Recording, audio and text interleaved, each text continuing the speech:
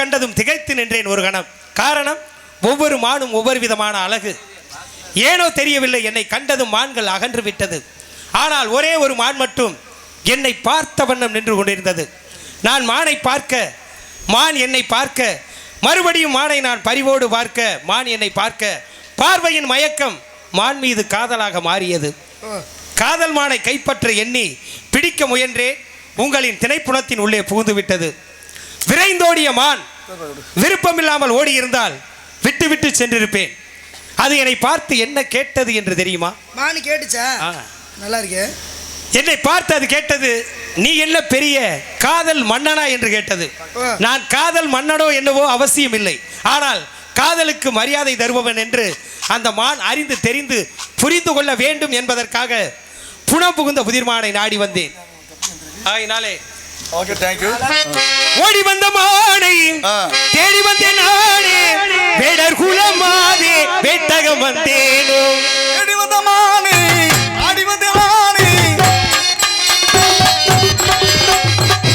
ஓடி வந்த மானை தேடி வந்தேன் நானே, வேடர் குலமாதே வேட்டகம் வந்தேனோ. வேடர் குலமாதே வேட்டகம் வந்தேனோ.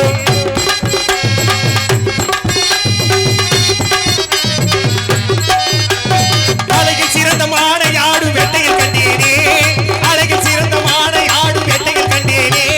தழுவி அதனை பிடிக்க சென்று தாவிட கண்டேனே, தழுவி அதனை பிடிக்க சென்று தாவிட கண்டேனே. ஓஹோ தாவிட கண்டேனே, ஓஹோ தாவிட கண்டேனே. ஓடி வந்த மானை தேடி வந்தேன் நானே, வேடர் குலமானே வேட்டகம் வந்தேனோ. வேடர் குலமானே வேட்டகம் வந்தேனோ.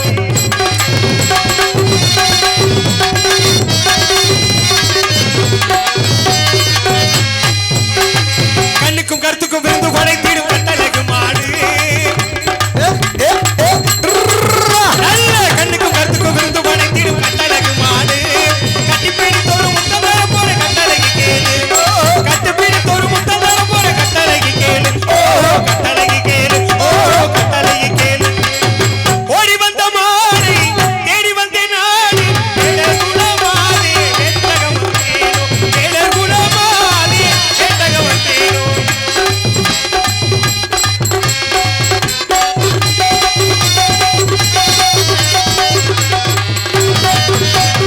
அந்திரம் தந்திரம் சுந்தரம் நிறைந்த அந்தரங்க மாடு.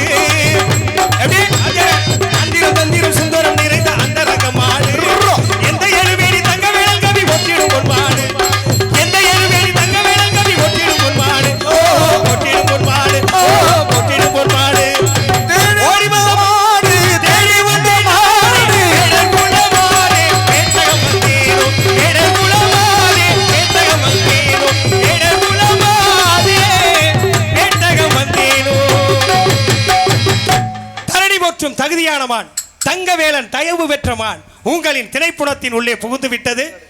தகப்பன் சொத்தா இருந்தாலும் கேட்டுத்தான் எடுக்கணும்னு சொல்லுவாங்க. ஆகையினாலே இந்த இடத்தில் தலைவி எனும் அந்தஸ்தில் இருக்கக்கூடிய தங்களிடம் என் மானை பிடிக்க அனுமதி ஏற்று நிற்கிறேன். தகப்பன் சொத்தை தாங்க கேட்டு வாங்கண்ணா, தாத்தன் சொத்தை கேட்டு வாங்கணும்ல. அது சட்டப்படி நமக்கே வந்து சேர்ந்துடும். ரெண்டுக்கு வித்தியாசம் இருக்குது. இப்போ மான் இங்கே இருக்கிறதா வேடுவரையா சொல்லுவாங்கள்ல, இனத்தை காக்க வேலி பயிரை காக்கும். ஜாதி பற்று சன்னியாசிக்கு உண்டு. ஒரு இனத்தில் ஒரு மாட்டுக்கு கொம்பு ஒடிஞ்சால் அது அந்த குலத்துக்கே ஈனம். ஜாதி பற்று சன்னியாசிக்கே இருக்கும்போது சாதாரண மனுஷி நான், எனக்கு மட்டும் இல்லாமல் போயிருமா? அதனால் வந்திருக்கக்கூடிய தாங்கள் என்னுடைய இனத்தைச் சேர்ந்தவர், என்னுடைய இனத்தைச் சேர்ந்த ஒருவர் என்னுடைய இடத்தை தேடி வந்ததில் நான் ரொம்ப பெருமிதம் கொள்கிறேன். இப்போ நீங்கள் மானை பிடிச்சிங்கன்னா நான் ரொம்ப சந்தோஷப்படுவேன். மானை எங்கே பார்த்தீங்க? வேள்விமலை அடிவாரத்தில். வேலிமலைன்னா இதானே? ஆமாம். ஏன் ஊர்? நீங்கள் இருக்கிற இடம். ஏன் இடம்? ஆமாம். நீங்கள் எந்த ஊர்? நான் வெள்ளிமலையிலேருந்து வரேன். இது என்ன நிலம்னு தெரியுமா? குறிஞ்சி நிலம். உங்கள் நிலம் என்ன நிலம்? எங்கள் நிலம் என்ன நிலம்டா? மலை பிரதேசம். எங்கள் குறிஞ்சி நிலம் தாங்க. மலை சார்ந்த இடம் குறிஞ்சி நிலம். ஆமாம். கழுகு மலைன்னு சொல்லுவாங்க. எப்படி? கழுகு மலை. கழுகு மலை. வெள்ளிமலை. நீங்கள் வெள்ளிமலை தான் இப்போ இருக்கிறது. கழுகு இல்லை, நல்லா குழப்பாம சொல்லுங்கள். வெள்ளிமலையா கழுகு மலையா? பிறந்தது வெள்ளிமலை, வளர்ந்தது இப்போ இருக்கிறது கழுகு மலை. ஆமாம். ஓ, அப்போ அந்த கழுகு மலையில் எந்த நிலம்? கழுகு மலைன்னா விவசாய நிலம் தான். விவசாய நிலம். அப்புறம் நஞ்ச நிலமா புஞ்ச நிலமானலாம் நான் கேட்டேன்னா நான் என்ன கேட்குறேன், எங்க நிலத்தில் எத்தனை வகை நிலம்? நிலத்தில் ஐவகை நிலம். சரி, ஏன்னா மணல் சார்ந்த இடம் பாலை நிலம், மலை சார்ந்த இடம் குறிஞ்சி நிலம், வயல் சார்ந்த இடம் அது மருத நிலம், காடு சார்ந்த இடம் முல்லை நிலம், கடல் சார்ந்த இடம் நெய்தல் நிலம் இல்லையா? இதுல நீங்க எந்த நிலம்? நான் மலை சார்ந்த இடம் குறிஞ்சி நிலம். சரி, நீங்க என்ன நிலம்? நான் காடு மலையும் சார்ந்த நிலம். காடு மலையை சார்ந்த ஒரு இடம் நான் கேள்விப்பட்டதே இல்லையா? ஒன்று மலை சார்ந்த இடம்னா குறிஞ்சி, காடு சார்ந்த இடம்னா முல்லை, ரெண்டும் சேர்ந்து ஒரு நிலமா? சரி, புதுசா அவங்க ஊர் ஒன்று இருக்கும் போல. சரி, விட்டுருங்க, அதை விட்டுருவான். இப்போ மானை கையில் பிடிக்கணும்ன்றிய. ஆமா, இதுக்கு முன்னாடி மானை யாரா கையில் பிடிச்சிருக்காங்களா? மனசுல இடம் பிடிச்சி கையால் பிடிக்கணும் இருக்கேன். அது பிடிக்காம தானே கழுத ஓடி போச்சு, அப்புறம் எங்கிட்ட பிடிக்கிறது? பிடிக்கிறதா விட்டுருக்கிறேன், பிடிக்கிறதுக்கு தான் விட்டுருக்கிறேன், பிடிக்க முடியாம விடலை. என்ன பிடிக்கணும்? மானை பிடிக்கத்தான் விட்டுருக்கிறேன். இப்போ எதையுமே பார்த்த உடனே அடையணும்னு நினைச்சா அதுல ஒரு சுவாரஸ்யம் இருக்காது. எதையுமே கஷ்டப்பட்டு பிடிக்கணும், இஷ்டப்பட்டு பிடிக்கணும். சரி, அப்ப நீங்க போயிட்டு அது நமக்கு நிலைக்கும். நீங்க போயிட்டு கஷ்டப்பட்டுட்டு அப்புறமா பிடிச்சிக்கலாம், போயிட்டு வாங்க. இப்போ கஷ்டப்படுறதுக்காக தான் வந்திருக்கேன். உங்களை பார்த்தா கஷ்டப்பட்டாலும் மாதிரியே இல்லை. ஆமா, மானை இப்போ போன உடனே ஏங்க இப்போ மானி இங்கே தானே இருக்கு பார்த்தீங்க? ஆமா, மானி எனக்கு சொந்தம், நீங்க கிளம்புங்க. மானி எப்படி உங்களுக்கு சொந்தமாக? முதல்ல மானி இருக்கா இல்லையான்ற பிரச்சனை. நீங்க சொல்றது எப்படி இருக்குன்னா, எப்படி இருக்கு? ஒரு குதிரை ஒருத்தன் ஓட்டிட்டு போறேன், அது வந்து நிறமாத குட்டி போடக்கூடிய பருவத்தில் இருக்கு. அப்போ ஒரு இடத்துல கட்டி போடுறான், அப்படி கட்டி போடும் போது அந்த இடத்துல குட்டி போட்டுருது. அப்போ அந்த இடத்துக்காரன் சொன்னானாமா, இந்த குட்டி எனக்கு தான் சொந்தம், இந்த குட்டி எனக்கு தான் சொந்தம்னு சொன்னா. அது மாதிரி இருக்கு நீங்க சொல்றது. சரி, இப்போ நான் வேட்டைக்காரன், நானு வேட்டை வாயோட மான் வந்து எனக்கு தான் சொந்தம். உங்க இடத்துக்கு வந்ததுனால உங்களுக்கு எப்படி சொந்தமாக? நீங்க சொல்ற மாதிரியே வச்சுக்கிறோம். அப்ப நீங்க என்ன சொல்லிருக்கீங்கன்னா, மான வெள்ளிமலையில பார்த்ததா உங்க வாக்குமூலம் இல்ல? வெள்ளிமலையில இல்ல, உங்க நீங்க இருக்க ஏன் இடத்துல பார்த்ததா தான் வாக்குமூலம். நீங்க சொல்ற கதையில குதிரைக்காரன் அவனுக்கு சொந்தம், அவன் ஒரு இடத்துல கட்டி போட்டேன், அது குட்டி ஓடிச்சு, அது சரித்தேன். சரி, அந்த இடத்துக்கு இல்லை இது. இது வந்து எப்படின்னா என் இடத்துல தான் மானை பார்த்துருக்கேன்றீங்க. அப்போ மானை என் இடத்துல பார்த்தீங்கன்னா வேள்விமலை அடிவாரத்தில். என்ன வேள்விமலை? வேள்விமலை அடிவாரத்தில் பார்த்தேன். வேள்விமலை அடி. நீங்க காவ காக்கிறது எங்க? இதாங்க திணைப்புணத்தில். திணைப்புணத்துக்கு வேள்விமலை அடிவாரத்தில் தான் காவல் பார்க்குறோம். அது உங்களுக்கு சொந்தமான மான் எப்படி சொல்ல முடியும்? உங்க திணைப்புணத்துக்குள்ள வந்ததுனால நீங்க சொந்தம் கண்டோம். இடம் அதனால எனக்கு சொந்தம். நீங்க கிளம்புங்க, வெட்டி பேச்சு பேசாதீங்க. அதை எப்படி காண முடியும்? அப்புறம் என்ன பண்ண போறீங்க? மாடு வேட்டை, அதாவது மானை நீங்க புடிச்சு வச்சிருந்தீங்களா? இங்க உட்கார்ந்து நீங்க இல்ல உங்க திணைப்புணத்துக்குள்ளேயே விட்டு வளர்த்துக்கிறீங்களா? உண்ணாவிரதம் 7 நான் பார்த்தேன். 7 நாளைக்கு நீங்க உண்ணாவிரதம் இருந்தாலும் ஒத்தப்பட்டு தண்ணி தர மாட்டோம், யாரும் இந்த பக்கம் வர மாட்டோம், தனியா தான் கிடக்கணும். நீங்களா யோசிச்சுக்கோங்க. நீங்க சொல்றது பார்த்தா எப்படி இருக்கு? நீங்க நினைக்கிற மாதிரி ஆள் நான் கிடையாது. மானை பிடிக்காம போக மாட்டேன். நான் என்ன நினைக்கிறேன், வல்லவனுக்கு புல்லாயுதம். அம்மா, வல்லவனுக்கு புல்லாயுதம் 2 வரியில சொல்லிட்டு போயிட முடியாது. அதுக்கு ராமாயணத்துல கதை உண்டு. எப்படி? அதாவது ஒரு முறை வனவாசம் போகும்போது ராமர், லட்சுமணர், சீதை 3 பேர் வனவாசம் போனப்ப சிறிது காலம் மந்தாகினி நதிக்கரையில் வந்து தங்கியிருக்காங்க. அப்படி அங்கே தங்கியிருக்கும் பொழுது அவங்களுக்கு வந்து அதாவது உணவு, காய்கறி, கனிகள் சேகரிப்பது வந்து லட்சுமணனோட வேலை.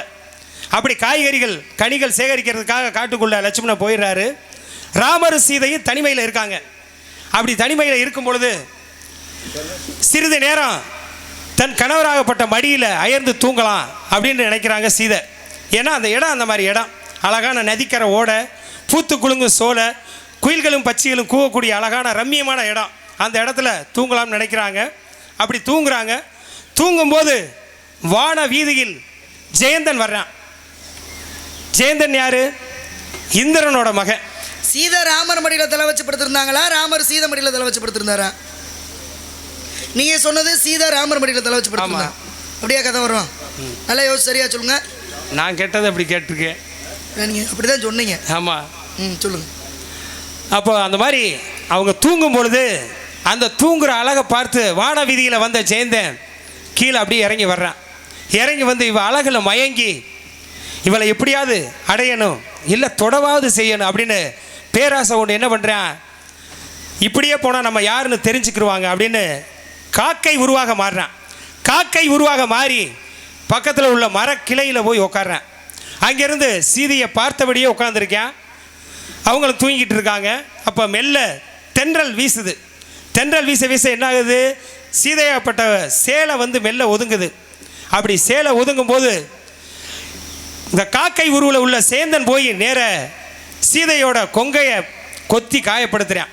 உடம்பெல்லாம் இரத்த காயமாகுது.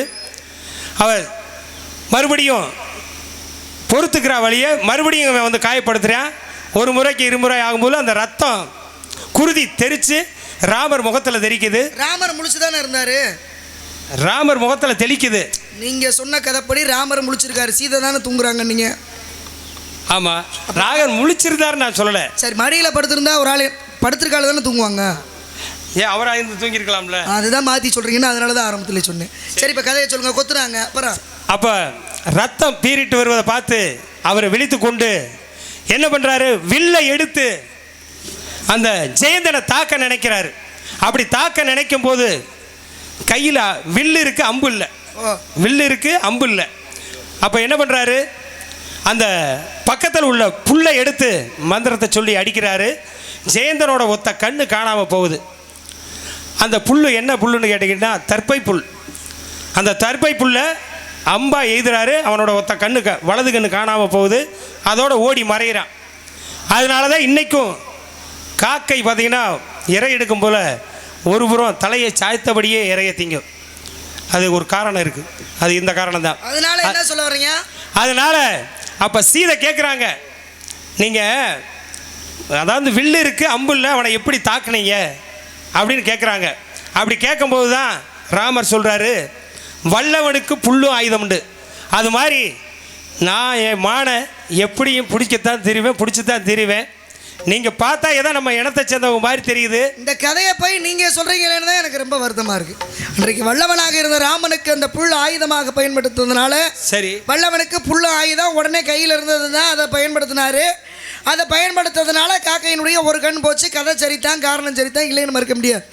ஏன்னா அதே ராமனாகப்பட்டவன் சேது பாலம் கட்டும்போது இந்த நலன் நீலனை பயன்படுத்தி பாலங்களை புறா உபயோகப்படுத்தி கட்டினாங்க. பாலம் கட்டி முடிச்சாச்சு. மீதி இருந்த கல்லை புறா ராமர் ஒரு ஓரமாக போட சொன்னார். அப்போ அந்த கல் புறா அழுததான், அடே ராமா, ஒரு நேரத்திலே கல்லாக இருந்த அகலிகைக்கு உன்னுடைய பாதம் பட்டு மோட்சம் கிடைத்ததே, அது மாதிரி அந்த பாதம் பட்டு எங்களுக்கு மோட்சம் கிடைக்கும்னு நினச்சோமே, எங்களை மட்டும் ஒரு ஓரமாக போட சொல்லிட்டியே அப்படின் போது அப்போ தான் ராமர் சொன்னாரா, இந்த பிறவியில் உங்களை காலால் மிதிக்கலான்னா என்ன, அடுத்த பிறவியில் உங்களை கையால் தூக்குறேன்னார். அதனால தான் அடுத்த அவதாரமான கிருஷ்ண அவதாரத்தின் போது அந்த யாதவர்களை காக்கும் பொருட்டு இந்திரனுக்கு பூஜை வைக்கிறதுக்கு பதிலாக சூரிய பகவானுக்கு அந்த கோவர்த்தனகிரிக்கு பூஜை வச்ச காரணத்தினால மழை பெய்தது இல்லையா. அப்போ அந்த 6-7 நாட்கள் வந்து கோவர்த்தனகிரியை தன்னுடைய கையால் தூக்கி வச்சிருந்தாரு. யாரு? யாரு? கிருஷ்ணர் தான். கிருஷ்ணன் இல்லையா? ஆமாம், உள்ளதா இல்லையா? உண்மைதான். அது மாதிரி உங்களுக்கு நல்ல ஒரு வீரம் இருந்திருந்தா மானை பிடிச்சிருக்கலாம், விவேகம் இருந்திருந்தா மானை அடிச்சிருக்கலாம். ரெண்டும் இல்லாமல் ஏன் இப்படி வந்து என்னைய தொலை பண்ணிக்கிட்டு இருக்கீங்கன்னு எனக்கு புரியலையே. மானை பிடிக்கிறது அடிக்கிறது ரொம்ப பெரிய விஷயம் கிடையாது. சரி, குழி வச்சு பிடிச்சிருக்கலாம், சிலை வச்சு பிடிச்சிருக்கலாம், வலை விரிச்சு பிடிச்சிருக்கலாம், இப்படி எத்தனையோ வேட்டை முறை இருக்கு.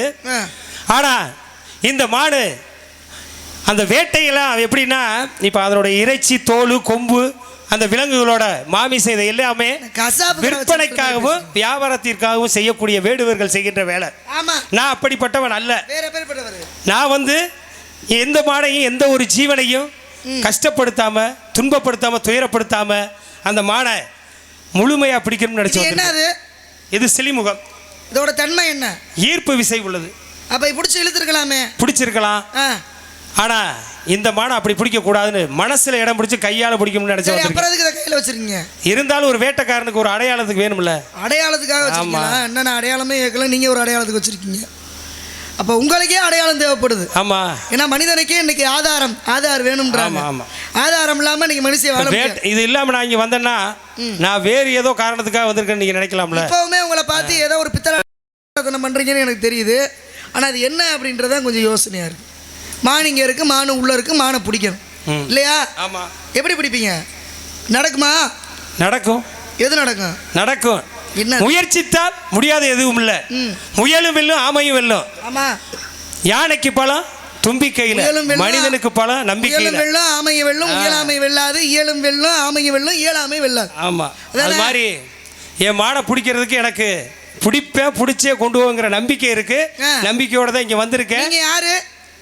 என் பேர் கந்தவேடை. உங்கள் அப்பா பேர்? எங்கள் அப்பா பேர் சடையன். நீங்கள் என்னைக்கு பிறந்தீங்க? நானா?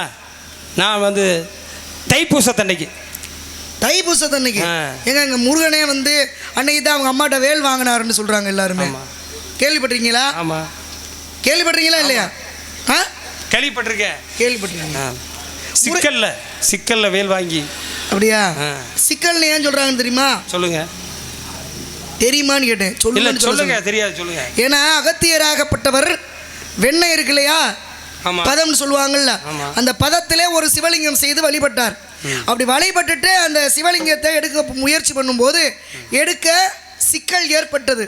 அப்படி அந்த சிவலிங்கத்தை எடுக்க சிக்கல் ஏற்பட்டதுனால தான் சிக்கல்னு பேர் இல்லையா? சரி.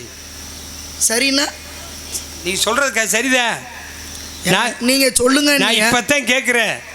ஒத்துக்கிறேன். அப்போ இப்போ தான் கேட்குறாள் சரின்னு சொல்லக்கூடாது, அப்படியான்னு கேட்கணும். சரின்னா நமக்கு தெரிஞ்ச விஷயத்தை இன்னொரு சொன்னா தான் சரின்னு கேட்கணும். சரி. உங்களை பார்த்தா பச்சை பிள்ளை மாதிரி இருக்கீங்க. ஆமாம். உங்கள்கிட்ட போய் என்னத்தை போய் பேச? நல்ல மனுஷனாக இருக்கீங்க. வேறு என்ன வேணும் உங்களுக்கு? நல்ல சாப்பாடு சாப்பிடுங்க, இருக்கிறத தர்றேன். நாங்களும் அறுவடை பண்ணிவிட்டு சாமியை கும்பிட்டு வீட்டுக்கு போனோம். சும்மா வெட்டித்தனமா பேசி என் நேரத்தை வீணாக்காதீங்க. வெட்டித்தனமா இல்ல, நம்ம இனத்தை சேர்ந்தவங்க அப்படிங்கிறதுனால பொறுமையா ரெண்டு பேசிக்கிருக்கேன். என்ன பண்ணுவீங்க? மானை பிடிக்கிறதுன்னா எனக்கு மானை பிடிக்க தெம்பு இருக்கு, திறமை இருக்கு, திராணி இருக்கு. போற போக்கில் பிடிச்சி மானை பிடிச்சி தூக்கி தோல்ல போட்டு போயிட்டு இருந்திருப்பேன். இருந்தாலும் நம்ம இனத்தை சேர்ந்தவங்க ஒரு பெண்மணி அப்படிங்கிறதுனால மதிப்பு கொடுத்து தன்மையோட பேசிக்கிருக்கேன்.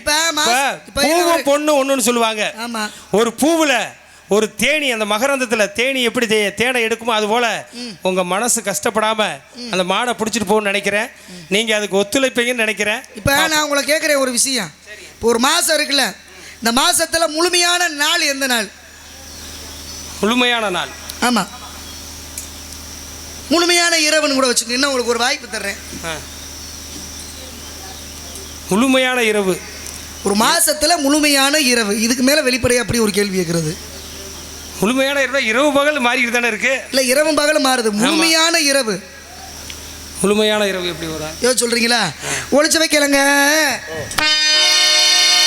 ஒளிச்சு வைக்கலங்க, மறைச்சு வைக்கலங்க, ஒளிச்சு வைக்கலங்க, மறைச்சு வைக்கலங்க, உண்மையாக பேசுவேன், மதிக்க